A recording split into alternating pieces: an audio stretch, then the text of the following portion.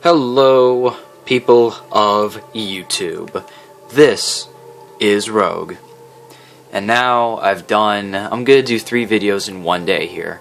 I've already done my first one, the primaries of Crota, and I've pretty much, apologized right off the bat for, I've been offline, for so long. I very, very appreciate if any of you watch this, who have an interest in this. I'm gonna do this for all the videos. My tag is R17 Rogue. If you want to play with me, just shoot me a message on Xbox One or Xbox 360. I'm up on both. Just tell me if you want help with Crota, if you want help with Atheon, if you just want to do Nightfall of the Weekly. I'm down for that. At this point, I'm just burning time until House of Wolves comes out, because right now I feel in a sense that I've kind of, retired in the sense that I don't need to do raids anymore because of the exact reason I'm doing this video. I'm doing an entire weapon review on just the Crota guns. And I finally accomplished that yesterday. That's why it took me so long. Gotta love RNG, but anyway. This video is specifically about the secondaries or the specials. We're gonna get this kicked off, and if you see in my inventory, I'm gonna make this right off the bat. If any of you see me and you see this supremacy, I'm not a noob who's going to get it from the Queen that's upcoming. I had this since the 2 weeks that it was out in September. This is a beautiful gun. Even though it's not part of my review officially, I'm just trying to say, man, it's a good looking gun. If any of you still remember the Queen's Wrath, it was the love of all Guardians, because, in my opinion alone, I don't really like the Iron Banner just because it's way too PvP oriented. I never seem to have any luck with it, but that is not what this video is about. This video is about Crota and the guns that he supplies. Now, I'm going to start with the best, and I'm going to make my way down. The Black Hammer. The bane of strike bosses, and the love of Guardians everywhere.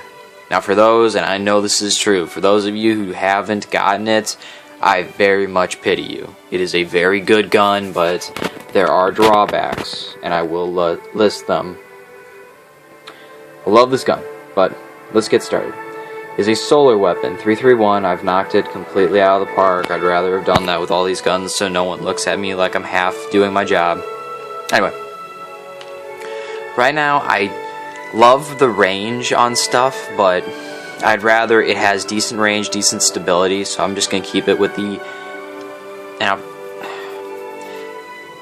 correct me if I'm wrong, I want to say Ambush SLH-25. If I get it wrong, please don't make a fret about it. I'm spelling this stuff as I go along.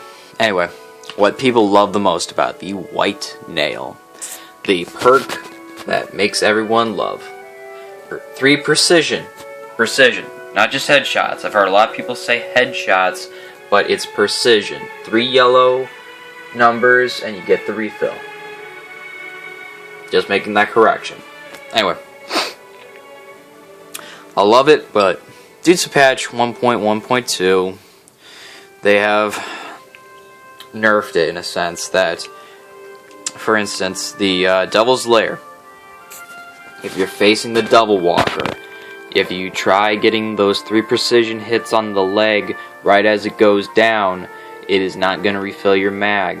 It will now tell that immune shots are immune shots, but it's still a very powerful weapon, even though there are unfortunate limitations.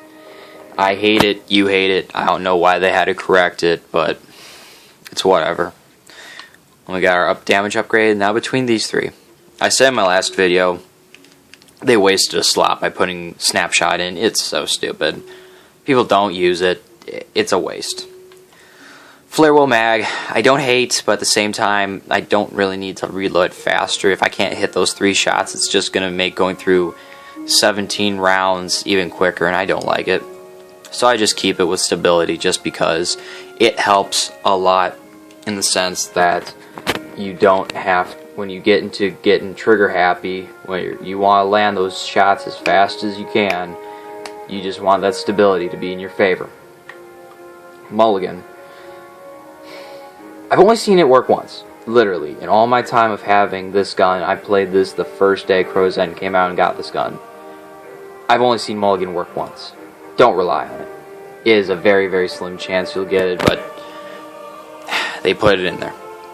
And then they got the 3 things, and since this is a patch since a while, this is 1.1.2 patch, they did unfortunately get rid of Hive Disruptor, and it will not return. I'm mad about it because that could have been a really, really cool perk on this thing, but it's sad to see it go. But if it wasn't cooperating with the main perk and the main love of the Destiny community, you know, I'd better gone than a burden, I guess. Then the second one. Since 1.1.1.1, yeah, they buffed shotguns. So a lot of people said, oh, this was the weakest gun of the raid group. I'm going to disagree with that 100% right now. 1.1.2, this thing is a legend. It is a absolute respected gun because of what it can do. Anyway, for right now, I keep it at the smooth ballistics because any others will kill your stability with limited gain in impact and range. I'd rather just keep the stability just because if you're getting trigger happy like I usually do, you don't want to lose your shot, and it's a good shot. Grenader, I'd say it's good, but I really don't use a lot of grenades, honestly, unless I'm in, you know, a thrall encounter, then grenades are my best friend, but for now, it's decent for what it is. Upgrade damage, Flared Magwell, I don't mind it, but it kills the range, so you don't want to do that. Then Lightweight just makes you a little faster. I'd rather go with Hammered Forged, just because it keeps the range not high, but it keeps it respectable. And then Final Round. Yes, I know most people would say, you know, waste the first 5 and just keep on that last one so you get that extra bonus damage. It's a good gun without needing, you know, the bonus damage on top of that. I usually only go for the first 3 rounds if I'm facing Praetorians in the beginning of the Vault of Glass, so, you know, it's good for what it is. Your 4 damage upgrades, and then your Hive Disruptor. Now on to the last gun, which I don't want to call it the weakest, but I would say all 3 of them have, you know, their potential here and there, but, anyway. We have the Light in the Abyss. The pulse rifle that is known as the Legend of the Battlefield for PvP, just because it has the quickest charge rate. Now for me, I mainly run the second sight, the Red Dot ORS-1, just because it may not have the highest rate of fire, or reload speed, but at the same time I don't kill the stability or the range, so I like it that way. Crowd control, every single kill you get adds bonus damage for the next one and the next one. Upgrade damage, obviously. I've seen people love speed reload. I go with enhanced battery just because I'd rather kill more versus needing to reload faster. Hipfire, I like it. I don't use it a lot because I like the sights on this thing, but Hipfire definitely helps if you're coming around a corner and there's a Guardian, so you can get a quick, you know, bonus accuracy on them. And then your 4 damage upgrades and the Hive Disruptor perk. Now, this is going to be my second 10-minute video. I'm hoping you guys aren't bored and you love, or you like, in the sense, my videos. I really hope that I can encourage more people to, you know, if you want to play with me, I have no problem. Just say that, you know, you saw me in the video or you're looking for another guy. I can do sword. I can do a lot of things with the raids. If you need that guy, I have no problem. I'm not really looking for rewards because I've got all I need. But yeah, hit me up and I will end this the same way I do.